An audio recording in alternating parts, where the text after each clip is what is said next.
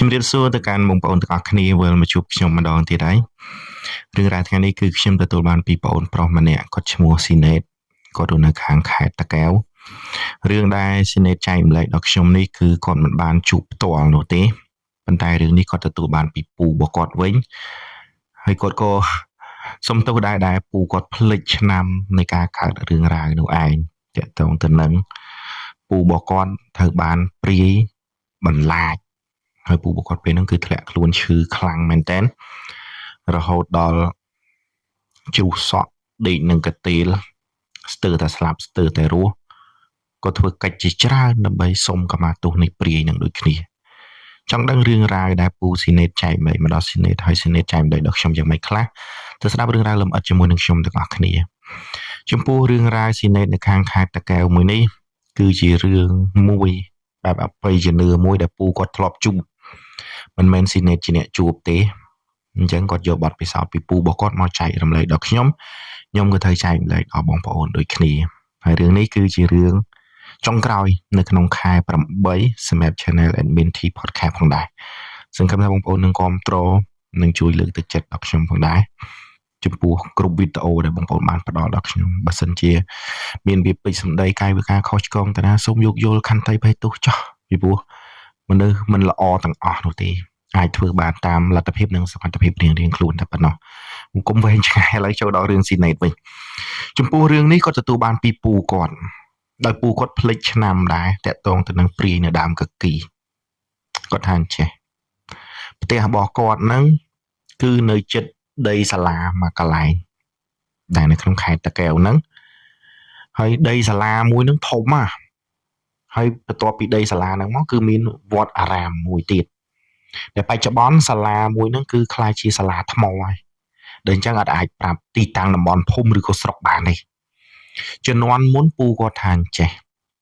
ផ្ទះគាត់នៅជាប់សាលាហើយសាលាជំនាន់ហ្នឹងអត់ទាន់មានលបងអីត្រឹមត្រូវទេភាគច្រើនគឺមានតែបកគោលក្រាក់ហើយវាយជាឫស្សីពីងពងធ្វើជាលបងដើម្បីកុំឲ្យគោក្របីឬក៏ក្មេងៗវាលោតចូលទៅក្នុងសាលាអីចឹងតាជំនាន់មុនរៀងខូចបន្តិចគាត់ថាអ្នកខ្លះចូលទៅបត់ដៃបត់ជើងនៅតាមសាលារបៀបអញ្ចឹងបានគ្រូខំធ្វើលបងធ្វើអីហើយសាលាធំហើយនៅក្នុងសាលាហ្នឹងគឺសម្បូរជាងគេគឺដើមច័ន្ទគិរីអ្នកខ្លះហៅដើមអំពិលទឹកប្រាំងអ្នកខ្លះហៅដើមអំពិលប្រាំងអញ្ចឹងទៅតែខ្ញុំសូមហៅភាសាតំបន់គាត់ហៅគឺដើមច័ន្ទគិរីហើយនៅក្នុងសាលាហ្នឹងគឺសម្បូរដើមច័ន្ទគិរីនឹងហើយមានទាំងដើមចេកដើមអីជារួមទៅដូចដីចកាអញ្ចឹងតែធិតពិតទៅគឺជាសាលារៀននេះនៅជិតផ្ទះគាត់ហ្នឹងគឺថាព្រៃសុបបទ្រុបហើយមានសាលាដូចជា3ខ្នងសាលាហ្នឹងធ្វើអំពីឈើទេសាលាហ្នឹងគឺធ្វើបដោយតាមវត្តតាមលបងវត្តទៅសៀលបងវត្ត3ខ្នងអញ្ចឹងទៅខាងនេះមួយកដាលមួយខាងចុងនេះមួយចំណែកនៅជាប់ផ្ទះរបស់ស៊ីណេតទៅមកគឺសិតតែព្រៃដូចខ្ញុំរៀបរាប់នឹងឯងក៏នៅក្នុងនឹងមានដើមកគីមួយធំពូគាត់ថាពីមុនដើមកគីនឹងធំនៅកដាលដីហ្នឹងទៅមកហើយមានដបូកកឌីទៀតដើមកគីហ្នឹងត្រូវបានកឌីពូនកឌីធំក៏មានជាកន្លែងសក្ការៈសម្រាប់អ្នកដែលមានជំនឿនៅហ្នឹងទៅអុជធូបបន់ស្រន់ក៏មានពេអីដែលគេសែនចោលនៅក្នុងនឹងដូចគ្នាចុះសួរថាតើប៉ះពាល់ដល់ក្មេងដែលកំពុងតែរៀនអត់ជំនាន់នោះអត់ទេដោយសារតែសាលានៅមួយចំហៀងដូចខ្ញុំឧទាហរណ៍ថាសាលានៅជិតវត្តនៅខាងនេះចោះហើយព្រៃអីវាចាប់ពីពាក់កណ្ដាលខ្លួនខ្ញុំមកបានព្រៃសុបប្រទ្រុបតែជាដីសាលាទេហើយផ្ទះស៊ីណេតនៅខាងនេះអញ្ចឹងណាបងប្អូនរបៀបបែបហ្នឹងអញ្ចឹងខ្ញុំសង្កេតថានិយាយប៉ុណ្ណឹងបងប្អូនយល់ហើយអញ្ចឹងនៅក្នុងដីសាលាហ្នឹងគឺមានព្រៃបែបហ្នឹងដើមឈើបែបហ្នឹងសម្បូរដើមច័ន្ទគិរីហើយក៏មានដើមកគីធំមួយនៅលើដបូកហើយមានដបូកគិរីពូនដីសាលាហ្នឹងតែពូនដើមច័ន្ទគិរីដើមកគីហ្នឹងនិយាយគិតទៅពីខុសលប៉លយកហើយនៅខាងត្បូងទៅខាងវត្តខាងត្បូងមានស្រះទឹកមួយស្រះទឹកហ្នឹងគឺអាមួយមានទឹកអាមួយទៀតជារណ្ដៅទូចទេដូចមិនមែនស្រះទឹកដូចជារណ្ដៅដ៏តូចមួយទេប្រវត្តិដែលពូគាត់ដឹងអំពីយាយតាដឹងអំពីពុកម៉ែរបស់គាត់ទៅយាយតារបស់ស៊ីណេតហ្នឹងថាតំបន់រណ្ដៅហ្នឹងពីមុនធ ធ្លាប់មានប៉ុលពតវាយសម្លាប់មនុស្សកប់ទុកនឹងគាត់មកថាដល់ចំនួនពូរបស់គាត់ហ្នឹងគឺរណ្ដៅនឹងវារាក់ហើយប៉ុន្តែធ្លាប់ឃើញឆ្អឹងខ្មោចក្បាលខ្មោចអីនឹងជាច្រើនពីព្រោះវត្តដែលនៅជិតសាលាហ្នឹងពីមុនគេយកធ្វើជារូងអំបិលរោងដាក់អំបិលដាក់អីសម្រាប់ដាក់អ្នកទុះឲ្យវាយសម្លាប់មនុស្សអីចឹងទៅរបៀបបែបហ្នឹងបងប្អូនខ្ញុំសូមមិននិយាយអីទៅដល់អតីតរឿងអីច្រើនព្រោះខ្ញុំមិនសូវដឹងដែរដឹងពីចាស់ដូចគ្នាស៊ីណេតក៏អញ្ចឹងដែរអញ្ចឹងទស្សនវិជ្ជាសាលាហ្នឹងគឺបែបហ្នឹងហើយគ្មានក្មេងៗទៅរៀនដូចគ្នាទៅរៀនទៅថ្នាក់បឋមអីហ្នឹងឯងហើយគ្នាមិនច្រើនទេអ្នកខ្លះទៅចង់ទៅរៀនក៏រៀនអ្នកខ្លះក៏អត់ទៅព្រោះគ្មានការបង្ខិតបង្ខំពីម៉ែឪអាណាព្យាបាលឲ្យទៅរៀនទេភាគច្រើនជំនាន់ដែលអត់បើមានកូនកន្លោះកូនធំកូនជតុងហ្នឹងគឺវាច្រើនគឺឲ្យពួកគាត់ជួយហើយធ្វើស្រែចម្ការមើលគូខ្វៀលកបីអីនៅភូមិស្រុកចឹងឯងឲ្យទៅរៀនទៅអីវាខាតពេលវេលាអញ្ចឹងរបៀបហ្នឹងបងប្អូនវាអញ្ចឹងឲ្យដូចសម័យឥឡូវក្រអត់ខ្សត់យ៉ាងណាក៏ខំប្រឹងដេញកូនឲ្យទៅរៀនឲ្យមានចំណេះជំនាញឲ្យយល់ដឹងអំពីបរិបទនៅក្នុងសង្គមដែរកុំឲ្យដើរមិនទាន់សង្គមអញ្ចឹងណាងាកមកដល់រឿងស៊ីណេតពូគាត់ក៏ជាអ្នកដែលរៀននៅនឹងដូចគ្នាពេលហ្នឹងពូគាត់អាយុខ្ទង់ប្រហែលជា12 13ឆ្នាំហ្នឹងឯងតែទៅរៀនថ្នាក់ទី3ទី4ទេណាបងប្អូនជាទម្លាប់របស់គាត់ទៅរៀនពេលព្រឹកល្ងាចឡើងទៅខ្វៀលគោអញ្ចឹងទៅម៉ោងប្រហែលជា4 5មកវិញដេញគោមកដល់ភូមិស្រុកពួកគាត់ក៏នាំគ្នាទៅលេងបាល់នៅទីតាំងសាលាហ្នឹងយាយរបស់ស៊ីណេតដែលត្រូវជាម្ដាយរបស់ពូគាត់តែងតែប្រាប់ថាអានេះថាគុំទៅលេងបាល់លេងអីអញ្ចឹងពីព្រោះពេលដែលទៅលេងបាល់ទាត់បាល់អីហ្នឹងគេលោវាបាក់ដៃបាក់ជើងហើមគ្រិចឆ្លោះអីចឹងទៅកុំឲ្យមានបញ្ហាកុំឲ្យជួបរឿងរ៉ាវដែលមិនល្អកុំទៅលេងប៉ុន្តែពូរបស់ស៊ីណេតគាត់នៅតែម្នាក់ហ្នឹងបានន័យថាគាត់ទៅលេងរហូតយាយពេលខ្លះយាយវាយពុកតាវាយគឺមិនចង់ឲ្យពូគាត់ទៅទេហើយម្ដាយរបស់ស៊ីណេតហ្នឹងក៏តែងតែប្រាប់ដែរថាកុំទៅកុំអីអូនចិនចេះយ៉ាត់ចុះប្រាប់តាមសម្រួលមិនស្ដាប់វាយហើយក៏នៅតែមិនស្ដាប់ក៏ប្រាប់គាត់ទៅថាកុំទៅលេងហ្នឹងប្រយ័ត្នខ្មោចលងចេះលងចុះហើយទៅមើលស្រះទឹកនោះមានក្បាលខ្មោចអីពីមុនអញ្ចឹងរៀបរាប់ប្រាប់ពូគាត់តាមដំណើរសាច់រឿងឲ្យបានដឹងក៏ប៉ុន្តែសួរថាពូគាត់ពេលហ្នឹងនៅក្មេងសួរតែយល់អំពីអាស្អីហ្នឹងជាខ្មោចលងស្អីមិនទេឲ្យទៅលឺក្មេងៗលេងបាល់ទាត់កក្រឹកកក្រែងគឺគាត់ទៅហើយមែនអត់មិនថាគេថាខ្ញុំទេអញ្ចឹងគាត់ថាមានពេលវេលានឹងពុកម៉ែឪរបស់ពូគាត់ទៅជាតាយាយរបស់ស៊ីណេតហ្នឹងគឺអត់ឲ្យគាត់ទៅទេខ្វៀលគាត់អត់ឲ្យទៅទេពេលហ្នឹងហើយម៉ោងប្រហែលជា5ជាងពូរបស់ស៊ីណេតថាលឺមិត្តភក្តិរបស់គាត់ទាត់បាល់ក្ដឹងម៉ោងប្រហែលជា5ជាងអារម្មណ៍នៅអត់សុខទេ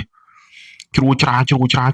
យតែយាយឲ្យតែម៉ែភ្លេចខ្លួនបងស្រីភ្លេចខ្លួនហ្នឹងដល់ប្រាញ់មកគាត់ថាម៉ោងប្រហែលជា5ជិតម៉ោង6គាត់ក៏ធ្វើដើរអំវៀងចុះអំវៀងឡើងទៅធ្វើទៅនោមបន្តិចនេះបន្តិចនោះបន្តិចបាត់ពីភ្នែកមនុស្សចាស់ផ្លោះលបងសាលាភ្លឹបដើម្បីសម្ដៅមកកន្លែងដែលគេទាត់បាល់អញ្ចឹងរត់កាត់មានអាចការជែកដើមច័ន្ទគិរីអីហ្នឹងហើយក៏កាត់ដើមកគីនៅកដាលដីហ្នឹងដូចគ្នាគាត់ថាកាត់តាមហ្នឹងពេលហ្នឹងគាត់អត់បានចាប់ផ្លឹកទេប៉ុន្តែគាត់មានអារម្មណ៍ថាដូចជាមានស្អីមួយនឹងអង្គុយលើដើមកគីនឹងឯងប៉ុន្តែសួរថាយើងចាប់ផ្លឹកអត់គាត់ថាយើងរត់កាត់ទៅដូចមានមនុស្សអីមួយអង្គុយមិនដឹងថាស្រីឬប្រុសទេពេលនោះគាត់រត់មកចំសម្ដៅសំឡេងដែលកំពុងតែទាត់បាល់ដបងដៃឡើយគឺទាត់នៅមុខសាលាឮបែបហ្នឹង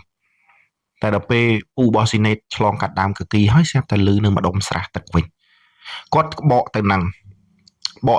ក៏គាត់ទៅប៉ះអណ្ដៅដីដ៏តូចមួយមកល្មមនឹងហើយនឹងស្រះទឹកហ្នឹងគាត់ថាចុះឮសលេងពួកហ្នឹងលេងបាល់ហើយមិនក៏ស្ងាត់ទៅវិញមកសន្ទុះហួយមកសឡឹងទៅម្ដុំសាលាឃើញក្មេងលេងមែនគាត់ក៏ដើរទៅគាត់ថាដើរទៅស្រុបចិត្តដល់ស្រាប់អ្នកដែលកំពុងតែទាត់បាល់ហ្នឹងក៏បាត់ភ្លាមម៉ោងចូលចិត្ត6ហើយល្អះហើយតាមសាលាមានចាក់សោយដូចពីមុនណាបងប្អូនសាលាបើកទ្វារចោលណាបិទតែប្រអួចបិទតែទ្វារជួនកាលខ្ទាស់តែមេឃសកែខ្ទាស់តែត្រៀងខេតណាគាត់ថាពួកនឹងឃើញអញមកបែរជាពួនអញគាត់គិតបែបហ្នឹងគាត់ដើរទៅបើកតាមសាលាទាំង3ខ្នងហ្នឹងអត់មានឃើញមនុស្សទេហើយក៏ទៅអើតមើលក្នុងវត្តដូចគ្នា ดมือក្នុងវត្តអត់ឃើញតែពេលអញ្ចឹងពូរបស់ស៊ីណេតក៏គាត់ដើរមកវិញធៀបពិតទៅបើគាត់ចូលក្នុងវត្តហើយគាត់ដើរតាមថ្នល់មកផ្ទះវិញក៏បានដែរក៏ប៉ុន្តែខ្លាចដើរតាមហ្នឹងទៅខ្លាចយាយតាឬក៏បងស្រីឃើញទៅវាយអញ្ចឹងក៏សម្រេចចិត្តដើរមកវិញមកដើរកាត់ព្រៃហ្នឹងមានទាំងដើមចេកមានច័ន្ទគិរីហើយដើមកគីហ្នឹងគាត់ដើរកាត់តាមហ្នឹងពេលដែលពូរបស់ស៊ីណេតគាត់ដើរកាត់មកដល់ម្ដុំដើមកគីគាត់ថាបងអើយពូខ្ញុំថាខ្យល់ធ្លាក់ស្រុបមួយនិយាយទៅល្អះចាប់ផ្ដំដូចសបាយអន្តកាលអីមួយគ្រប់ធ្វើឲ្យគាត់ងឹតភ្លាមមកគាត់ថាពេលហ្នឹងរៀងភ័យដែរមកដល់ដើមកគីគាត់រៀងភ័យដែរគាត់ស្រឡឹងមើលលើមើលឆ្វេងមើលស្ដាំអត់ឃើញអីប៉ុន្តែឮសំឡេងហៅឈ្មោះពូគាត់ហៅឈ្មោះពូគាត់ច្បាស់មកពូគាត់សម្លឹងឆ្វេងសម្លឹងស្ដាំអត់ឃើញក៏សម្លឹងទៅមើលលើពូគាត់ថាឃើញយាយចាស់ម្នាក់ស្លៀកពាក់ខ្មៅសក់វែងណាសក់កដាញ់សក់វែងអង្គុយលើដើមគីហ្នឹងពីលើហ្នឹងមកសក់ឡើងដល់ដីគាត់ឃើញអញ្ចឹងគាត់ថាខ្មោចគាត់ថាខ្មោចគាត់ក៏ស្ទុះរត់ពេលដែលពូគាត់ស្ទុះរត់នឹងឯងបានសក់ហ្នឹងវាវាន់ជើងគាត់ថាវាន់ផឹងទៅគាត់ក៏ដួលហើយគាត់ខ្លាចបងប្អូនអាមនុស្សក្មេងទៅដួលមិនប្រវេសប្រវាសជាមួយអ្នកហ្នឹងប្រវេសប្រវាសស្រែកចុះស្រែកឡើងពូគាត់ក៏បាត់ស្មារតីទៅដោយម្ដាយរបស់ស៊ីណេតក៏លឺថាប្អូនស្រែកចេញអំពីដីសាលាហ្នឹងក៏ប្រាប់ពុកម៉ែទៅតាយាយរបស់ស៊ីណេតហ្នឹងគាត់ក៏នាំគ្នាមកគឺបានឃើញពូរបស់គាត់បានស្លាប់បាត់បង់ស្មារតីនៅហ្នឹងមែនតែសួរថាចាស់បានឃើញអីអត់ឃើញទេក៏លើកបីយកកូនទៅច្បាច់គក់កោសខ្យល់ដុតភ្លើងអីឆ្អើដើម្បីឲ្យគាត់មានស្មារតីមកវិញពេលដែលពូគាត់ដឹងខ្លួនវិញស៊ីណេតថាពូគាត់អត់មានវិញ្ញាណក្នុងខ្លួនទេញាក់ទៅត្រឺដូចសត្វញាក់សួរថាមានរឿងអីគាត់នៅតែញាក់មិននិយាយអីទាំងអស់ញាក់ទឹកហើយនៅតែថាខ្មោចចឹងតាញាក់និយាយតែប៉ុណ្្នឹងទេអញ្ចឹងគេថាឲ្យខ្មោចលងមិនឲ្យចាស់ឮតែអញ្ចឹងមានអីបងប្អូនមានតែអុជធូបបាចអង្គឲ្យធម្មតាchứគិតថាគាត់តែអុជធូបបាចអង្គទៅវាលែងមានរឿងអីប៉ុន្តែពូរបស់ស៊ីណេតមិនអញ្ចឹងណាគាត់ញាក់រហូតមកយប់នឹងគឺគាត់ដេកអលក់ទៅញាក់ទៅឲ្យស្រែកយំខ្មោចលងយាយចាស់ស្អីតែប៉ុណ្ណឹងទេសួរថាឃើញនៅណាគឺគាត់អត់និយាយកើតបងប្អូននិយាយបានតែខ្មោចលងយាយចាស់ចឹងទៅអញ្ចឹងមកយប់នឹងគឺគាត់អត់បានដេកស្រែកយំឲ្យក្តៅខ្លួនខ្លាំងមែនតើក៏ទៅអញ្ជើញយាយម្នាក់នៅភូមិស្រុកដែលគាត់ចេះបូលពងមន់ហ្នឹងមកឲ្យមើលបូលខុសនេះខុសនោះជាតបូលដល់ជាប់នៅចំព្រាយដើមកគីនៅសាលាហ្នឹងឯងបូលទៅក៏ចំគាត់ថាព្រាយដើមកគីហ្នឹងជាអ្នកបង្ហាញខ្លួនឲ្យពូរបស់ស៊ីណេតឃើញគោលបំណងប្រហែលជាវាចង់ស៊ីអីហ៎បានវាបង្ហាញខ្លួនបែបហ្នឹងអញ្ចឹងគេចេះសួរចង់ស៊ីអីត្រូវការអីដើម្បីឲ្យគេទៅសែនព្រានកុំឲ្យក្មេងម្នាក់ហ្នឹងមានបញ្ហាធ្លាក់ខ្លួនឈឺឬក៏ដល់បាត់បង់ជីវិតអញ្ចឹងចេះតែសែនឲ្យវាទៅមានតាំងពីឆាងកឡនតនឆាងកែបក្អាត់មិនកែបកឡនតនកែបអាចគោឆាងកែបក្អាត់ឆាបាយឆាសាច់មាន់ស្អីហ្នឹងគឺរៀបចំជាសំណែនរៀបសែនជាពេមានមាន់ឆ្កាងមានកទូងអីហ្នឹងគឺយកទៅសែននៅដើមកគីហ្នឹងតាដើម្បីឲ្យពូគាត់មានអារម្មណ៍មានពលឹងមានវិញ្ញាណនៅក្នុងការចូលឃុំក្រងសន្តិដ្ឋនៅរូបរាងកាយគាត់វិញក៏ប៉ុន្តែបងប្អូនហើយអ្វីដែលយើងបានបន់ស្រន់សែនព្រានដល់គេប្រហែលជាគេទទួលយកហើយឬក៏គេមិនទទួលយកក៏យើងអត់ដឹងដែរប៉ុន្តែពូគាត់នៅតែមានសភាពមួយមិនប្រក់ក្តីឡើងវិញនៅតែខ្លាចនៅតែញ័រក្តៅខ្លួនរហូតហៅពេទ្យនៅភូមិស្រុកមកឲ្យដាក់ថ្នាំដល់ថ្នាក់ព្យួរសរោមកោសក់ផងអីផងជួសរោមដោយទាំងក្បាលទៀតណាបងប្អូនពូគាត់នៅតែតត្រាក់ញាក់ញ័របែបហ្នឹងដោយសារតែគាត់ខ្លាចនៅទស្សនវិជ្ជាបែបហ្នឹងពេកហើយព្យាយាមសម្រួលអារម្មណ៍សម្រួលគប់សពឲ្យគាត់ប៉ុន្តែធ្វើមិននៅតែអញ្ចឹងឯងធ្លាក់ខ្លួនឈឺដេកនឹងកតេលស្ទែកស្ទើរតែបាត់បង់អាយុជីវិតហើយក៏បាននិមន្តព្រះសង្ឃមកសូត្រធម៌ប្រោះព្រំរកគ្រូរកអីមើលច្រើនណា ជារួមទៅគឺពូគាត់មានទាំងប្រសងផងទាំងគ្រូផងទាំងអ្នកចេះបារមីស្អីគឺហៅមកមើលឲ្យបងប្អូនជំនាន់មុនគឺអញ្ចឹងហៅមកមើលខុសម្ដងពីរដងយកទៅសែនឲ្យព្រាយនឹង2ទៅ3ដងមិនសែនតែម្ដងហ្នឹងគឺចប់ទេហើយជាវាមិនទទួលវាខឹងវាអីហ្នឹងអាចថាបានដែរសែនព្រាននឹងទៅ2 3ដងបានពូគាត់ចាប់ផ្ដើមមានអារម្មណ៍ថាល្អភាសាឡើងវិញមានអារម្មណ៍ថាល្អភាសាអញ្ចឹងហើយបានគាត់នឹកចងចាំអំពីរឿងអស់ទាំងហ្នឹងតើហើយមិនបានពូគាត់នៅតែចេះតែឈឺក្តៅញាក់ញ័រតត្រាក់តត្រើតបែបហ្នឹងហេតុផលពូគាត់ថាចេះពូគាត់ថាពេលដែលគាត់ឃើញយាយចាស់ម្នាក់ស្លៀកពាក់ខ្មៅអង្គុយលើដើមកគីហ្នឹងធៀបពិតទៅគាត់អង្គុយនៅខាងលើសឡឹងមើលយើងនេះសឡឹងមើលយើងធម្មតាតែពេលគាត់ឃើញគាត់ស្លន់ពេកគាត់ស្លន់គាត់ភ័យគាត់ស្ទុះរត់ទៅស្ទុះរត់ហ្នឹងគាត់ថាមិនដឹងដៃឬសក់ទេពេលហ្នឹងប៉ុន្តែគាត់ថាសក់ច្រើនជាងពូសក់វែងកដាញ់ពាន់ជើងគាត់ដល់ពេលពាន់ជើងគាត់ដួលហើយគាត់ស្លឹងមើលទៅលោតសគ្រប់លើគាត់បណ្ដោយសគ្រប់ហ្នឹងគឺទឹកមុខអាក្រក់មែនតើសគ្រប់គ្រប់ទៅពេលហ្នឹងគឺគាត់បាត់ស្មារតីប៉ុន្តែពេលដែលគាត់បាត់ស្មារតីគាត់ដឹងថាគាត់នឹងបាននៅដើមគគីនឹងឡើយទេធៀបពិតទៅរូបរាងកាយរបស់គាត់ស្លាប់ហើយមែនអត់បងប្អូនគាត់ថាគាត់បាត់ស្មារតីប៉ុន្តែគាត់ឃើញរូបរាងកាយរបស់គាត់អង្គុយនៅដើមគគីនឹងជាមួយយាយនឹងហើយយាយនឹងគម្រាមថាគាត់តតែគ្រួសារយកនេះយកនោះមកដូរជាថ្នូរអីចេះចឹងតាហើយគាត់ថាឃើញគ្រួសារមកយករូបរាងកាយគាត់ហ្នឹងក៏គាត់ឃើញដូចគ្នាគាត់ព្យាយាមទៅហៅទៅអីប្រាប់ដែរប៉ុន្តែហៅអត់លឺគាត់ដើរចេញយាយនឹងចាប់ដើរចេញយាយនឹងចាប់រហូតដល់មានយាយចាស់ម្នាក់មកចរចាជាមួយនឹងយាយព្រាយហ្នឹងយាយព្រាយនៅដើមកគីហ្នឹងអញ្ចឹងអ្នកដែលចរចាហ្នឹងគឺប្រហែលជាយាយបូលពងមន់ហ្នឹងឯងមែនអត់បន្ទាប់មកគាត់ឃើញគ្រូផ្សេងមកស្ទើររាល់ថ្ងៃមានទាំងប្រសងមានទាំងអីទៀតដើម្បីមកចរចាជាមួយយាយហ្នឹងហើយយាយហ្នឹងឲ្យស៊ីគាត់ស៊ីអត់ឆ្អែតនិយាយមួយម៉ាត់ចឹងទៅគាត់ថាស៊ីអត់ឆ្អែតអញ្ចឹងហើយនៅតែធ្វើបាបគាត់ដើម្បីឲ្យទៅរោនេះរោនោះមកដើម្បីសែនឲ្យគាត់ស៊ីទៀតរហូតដល់គាត់បានស៊ីគ្រប់គ្រាន់បរិបូរហើយបានគាត់លែងពូរបស់ស៊ីណេតនឹងឲ្យទៅវិញបានគាត់ទៅចូលខ្លួនគាត់វិញទៅគាត់ចាប់ផ្ដើមមានអារម្មណ៍ល្អប្រសើរឡើងវិញក៏ប៉ុន្តែពេលហ្នឹងសក់គាត់ជ្រុះឡើងតាំងងាលស្ដើងហើយដេកឈឺយូរដែរជិត1 ខែគាត់ថាឈឺឡើងស្ទើរតែស្លាប់ស្ទើរតែរស់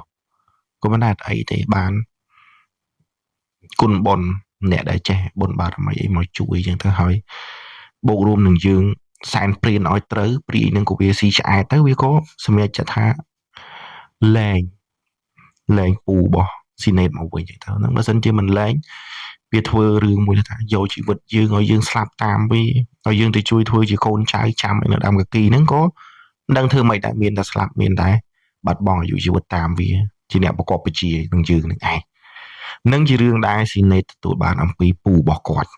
តកតងទៅនឹងព្រាយដើមកគីនៅក្នុងសាលាពីមុនជាសាលាឈើទីតាំងសាលាឈើហ្នឹងហើយបងប្អូនហើយជាស្គាល់ហើយតំបន់ទីតាំងសាលានេះខ្ញុំរៀបរាប់យ៉ាងម៉េចហ្នឹងគឺបងប្អូនបានដឹងហើយក៏ប៉ុន្តែឥឡូវហ្នឹងខ្លាយជាតារាងខ្លាយជាសាលាថ្មហើយមានតារាងបាល់ទាត់បាល់ទះដូចជាមានបាល់បោះដែរណាតាមអ្វីស៊ីណេតចាំពោះគាត់ឈប់រៀននៅនឹងយូរហើយអញ្ចឹងការអភិវឌ្ឍមកដល់សម័យបច្ចុប្បន្នហ្នឹងក៏វានៅតែល្អប្រសើរច្រើនហើយមានលបងមានអីត្រឹមត្រូវស្អាតមានទាំងដងស្នប់មានទាំងប្រគុណកន្លែងដែលពូគាត់រៀបរាប់ហ្នឹងខ្លាយជាប្រគុណទឹកប្រគុណបត់ដៃបត់ជើងខ្លាយជារងដំណាំនៃសិស្សបឋមទស្សនភាពនៅជាប់ផ្ទះគាត់ហ្នឹងគឺវានៅដដែលគាត់ថាជាខ្នងសាលាដែលធ្វើនៅគៀកនឹងលបងហ្នឹងមានទាំងបឋមនិងអនុនៅហ្នឹងហើយដល់ពេលអញ្ចឹងយើងអាចនិយាយទីតាំងសាលាហ្នឹងបានទេគាត់ដឹងតែនៅខាងខេត្តតាកែវនៃស្រុកមួយអញ្ចឹងទៅនឹងជារឿងដែលស៊ីណេទទួលបានពីពូគាត់ហើយគាត់ចែកម្លែកដល់ខ្ញុំក៏ចែកម្លែកដល់បងប្អូនទៅចំពោះបងប្អូនដែលស្ដាប់រឿងរ៉ាវមួយនេះហើយបងប្អូនគិតយ៉ាងម៉េចដែរចំពោះខ្ញុំស្ដាប់ហើយជំនាន់មុនក៏ដល់ជំនាន់ឥឡូវនេះខ្ញុំជឿថានៅតែមានពពួកអស់ទាំងហ្នឹងបើសិនជាយើងទៅប៉ះពៀគេបើសិនជាយើង ទៅចំកន្លែងណាមួយដែលគេកំពុងតែនៅឬក៏ពេលខ្លះវាអត់អាចធ្វើឲ្យយើងបានទេពេលខ្លះខ្ញុំនិយាយដោយពេលខ្លះថាវានៅដើមនឹងពិតប្រាកដមែនយើងទៅប៉ះវាបានវាធ្វើយើងបើយើងមិនទៅប៉ះវាអត់ធ្វើយើងទេវាសុខចិត្តធ្វើហើយចឹងទៅឬក៏ពេលខ្លះវាឃ្លានខ្លាំងពេកយើងទៅប៉ះទៅពៀកន្លែងវាដែលវាអាចចាប់ព្រលឹងចាប់វិញ្ញាណយើងបានអាចនឹងធ្វើបាបយើងបានវាក៏ចាប់ផ្ដើមរួមរឹតធ្វើបាបយើងទៅហើយពេលខ្លះវាក៏អាចនៅតោងនឹងយើងយូរហើយដែរដល់ពេលយើងរាសីដាក់អរិយជន់វាចាប់ផ្ដើមកាច់យើងយកបដ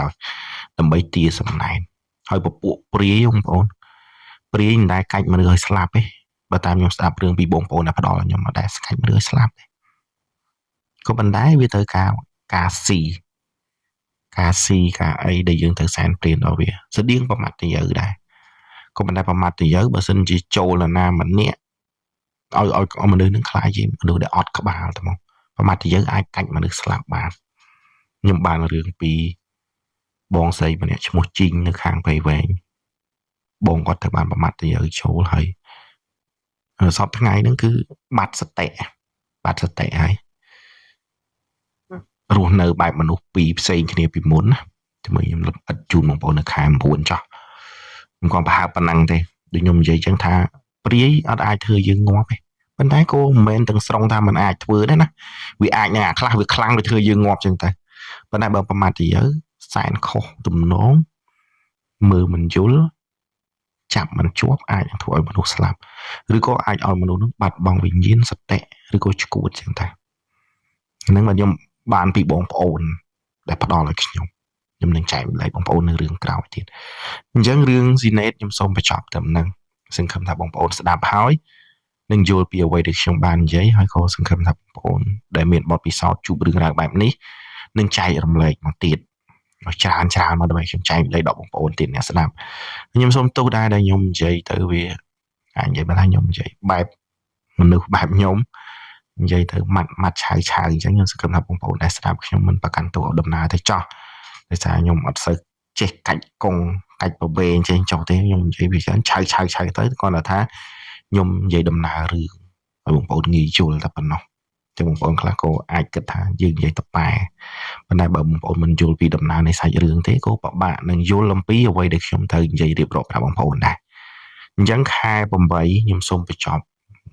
រឿងនៅក្នុង channel Admin T Podcast នេះហើយរងចាំស្ដាប់នៅខែ9ខ្ញុំនឹងមាន skip យោផ្សេងសម្រាប់បងប្អូនអ្នកស្ដាប់សម្រាប់ Admin T ខ្ញុំអាចនឹងផុសច័ន្ទគីពុត Admin T Podcast នេះអាចនឹងពុតពហោះឬក៏អាចនឹងសុកពហោះសុកឬក៏បើអាចខ្ញុំដាក់ថ្ងៃសៅរ៍មួយថ្ងៃទៀតចោះសម្រាប់បតិខ្ញុំនឹងចាប់ផ្ដើមធ្វើរឿងរ៉ាវស្នេហារឿងគូសារនឹងរឿងអប់រំរឿងមើងងាយមើលថោកនឹងវិញប៉ុន្តែប្រហែលជាផលិតមួយខែតែ4វីដេអូទេពីព្រោះខ្ញុំ stress ពេលដែលស្ដាប់រឿងអញ្ចឹងខ្ញុំ stress ច្រើនពេលខ្លះបងប្អូនឬក៏បងស្រីគាត់យំគាត់ដំណោះស្រាយគាត់មានតែយំហ្នឹងឯងអញ្ចឹងខ្ញុំ stress ខ្លាំងអញ្ចឹងខ្ញុំអាចនឹងធ្វើទៅថ្ងៃសៅរ៍ទេសម្រាប់ថ្ងៃអាទិត្យចាប់ពីខែ9ទៅគឺខ្ញុំសុំសម្រាប់ថ្ងៃអាទិត្យសម្រាប់ខ្លួនឯងឲ្យមានពេលវេលាសម្រាប់ខ្លួនឯងឲ្យច្រើនបន្តិចចង់នាំកូនប្រពន្ធបងប្អូនឲ្យដើរលេងឆ្លៀតពេលទៅពីការលក់ដូរយើងទៅដើរលេងបំបត្តិភាព stress ចឹងតែជីវិតមិនដឹងថាមាន10ឆ្នាំប្រហែលដងទេយើងនឹងអាចវិលទៅវិញពេលឆាប់ពេលលឿនចឹងហើយបាទខ្ញុំចង់ឆ្លៀតពេលសម្រាប់ខ្លួនឯងដែរពីមុនឲ្យថ្ងៃអាទិត្យគឺឆ្លៀតធ្វើរឿងសម្រាប់បងប្អូនឲ្យបានច្រើនរៀបរាប់តែប៉ុណ្្នឹងទេសូមបញ្ចប់រឿងដែលស្នេហ៍ចែកម្លែកទៅប៉ុណ្្នឹងហើយខ្ញុំសូមអរគុណនិងសូមជម្រាបលាជួបគ្នានៅរឿងរ៉ាវក្រោយៗទៀតបាទអរគុណច្រើនសម្រាប់ខែ8នេះជួបគ្នានៅខែ9ខែក្រោយអរគុណច្រើនជម្រាបលា